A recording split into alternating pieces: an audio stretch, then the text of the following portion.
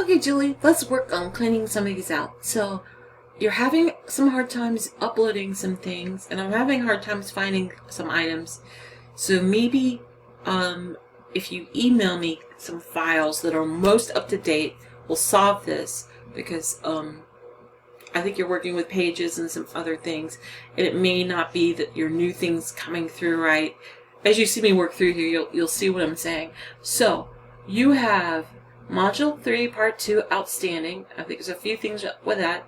Module 2, annotation project update, and Module 3, Part 1. So we just have 3 of these we need to update, and hopefully we'll be able to get you rolling. So let's go through these pieces. Okay, first of all 3 of these have the same issue with the topic. How is our world being impacted by COVID and wildfires? That the end, it's too big. It needs to be narrowed down. I thought I had sent you some ideas. I'm gonna try to send them to you again.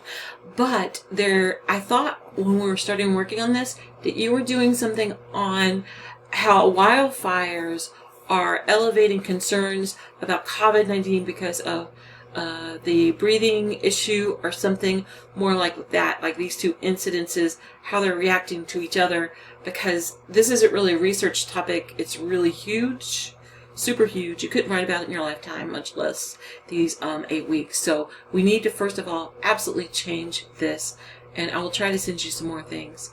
My other issue was topic.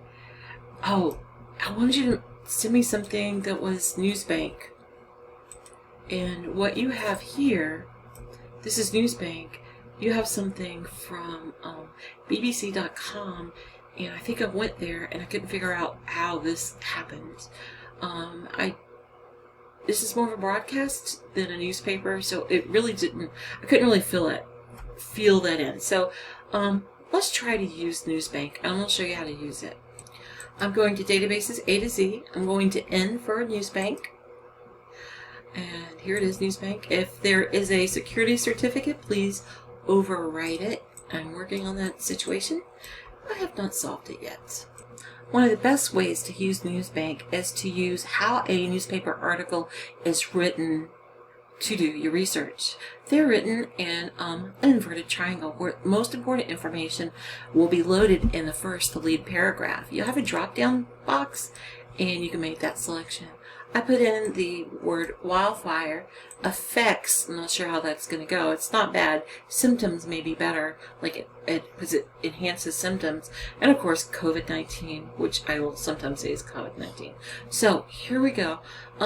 These are iffy. And then we come to the University of BC warns that wildlife smoke could make symptoms worse. And there's concerning implications during COVID-19. This is actually a very good article. This is the one that I would recommend that you find. And I'll make a copy of this and send that to you so that you can find it by the title anyway. But that would fit if you change your subject to be what I thought it was, which was the wildfires are making the issue with COVID-19 worse, and what sort of symptoms and issues may be involved in that. And this article is a great place to start, and to replace that BBC.com article that doesn't really fit. This is Module 2. The issue here was the second source was supposed to be from cdc.gov. For your final project, much like you needing a Newsbank newspaper article, you will need to have something from a .gov. That's a government source. So instead of the ABC news article that you had, you needed to replace it with cdc.gov. And let me show you what that would look like. So here, I went to cdc.gov. They have a search at the top, and I put in fires and COVID-19. What? Fires? Yes. Maybe you don't need the wire. Excuse me, the wild. Maybe fires will also be very useful because look, some of this, nope. Hey, look at this. Wildfire smoke and CDC. This looks like a really good article to use instead of the ABC News article because it's a .gov and it looks like it covers the topic that you will be working on, and it may help you with your thesis statement and turn your research question into something that's more descriptive, compact, and awesome. Okay, Julie, on Module 3, Part 1, you provided an article that was not a scholarly article, and one had to be quantitative and qualitative. And in this, you are asked to use ProQuest. And I'm going to go make sure I can figure out which one it's quantitative. So we need to find a quantitative scholarly article using ProQuest. So let me show you how that would be done. Okay, ProQuest. And so the database is A to Z, P for ProQuest, and here we are. This is one of our big, most bountiful databases. It goes from astronomy to zoology.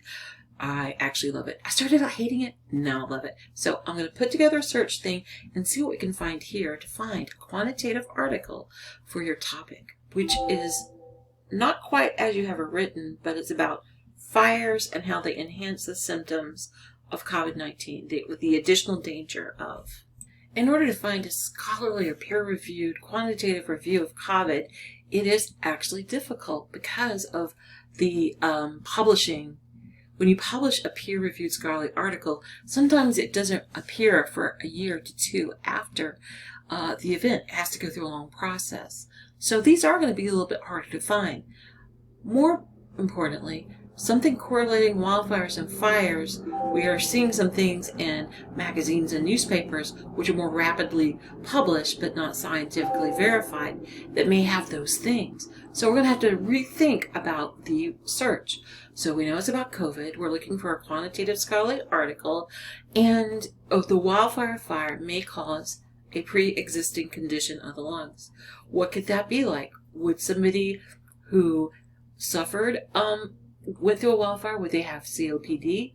Would it be like smoking? Because we can also look for smoking or other sort of lung diseases. Now, this first one says there's 10 pre-existing comorbidities that are more dangerous than the lung issues. It's not quite dangerous. So you could choose this one because your research sometimes doesn't all fit together.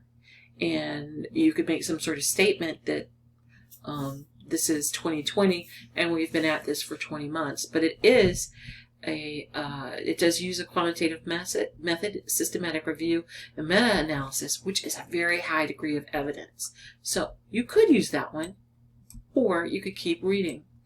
At this point, you really don't want to cherry pick what's right or wrong or supports your idea. You kind of want to put them all together and try to find the strongest evidence of what might work. Now, the smoking has some suppositions, and it may talk about the type or the length or the degree of lung injury. And this is from a pulmonary medicine magazine, and it talks about the effects of smoking in conjunction with COVID. And this could have a lot of information for you as well. There's quite a few different things you could use, but this is a systematic review and a meta-analysis, which would be perfect. Now, when you do summaries of these, you do summaries read the conclusion first, look at the methods. These systematic reviews sometimes use 60, hundreds of different studies, and they crunch them together and they tell you the method, why they included one thing and not the other to come up with their ideas. So either one of these would be interesting for you to use for your project. Well, I'm going to give you the items that I found, and I want you to write me back if you're confident about those articles. Let me know if you're going to use them. Because where you're going to really lose the points is in the final project. If you don't have these types of pieces, you're going to need a magazine article, you're going to need a scholarly article, you're going to need a newspaper article, and all these 8 pieces, if you have them already, I've already reviewed them, we've worked out the thing with the authors, because you haven't been responding to the authors either, and that's really going to come to fore in Module 7, because we're going to be working on changing everything into an APA reference. But maybe it'll make more sense in that context. So what I would like you to do is let me know you reviewed this, and let me know if you're going to use these articles or not. And I will not ask you to resubmit those pieces. I just want to know that going forward you're going to have what you need for the final project, and that you understand ProQuest or scholarly articles or quantitative articles, or if you kind of sort of just kind of get the idea, and that you have a comfort level with using databases over, say, Google or something like that. I need to know that you're acquiring skills, some interest, and maybe even joy. I'd love to see some joy. So write me back and let me know your thoughts.